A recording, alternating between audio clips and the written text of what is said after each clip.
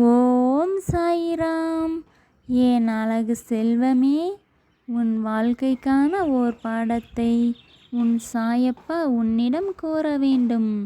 நான் கூறுவதை சற்று பொறுமையுடன் கேட்டுவிட்டு செல்.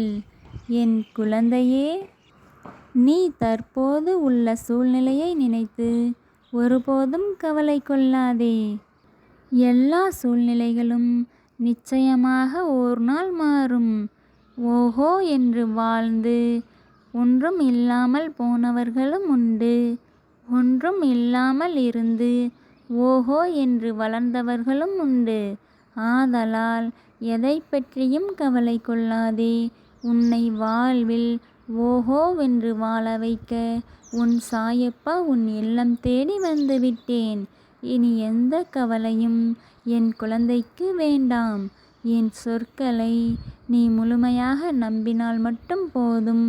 உனக்கு அனைத்தும் இனி நல்லதாகவே நடக்கும். இது உன் சாயப்பாவின் உண்மையான சொற்கள். ஜெய் சாயிராம்.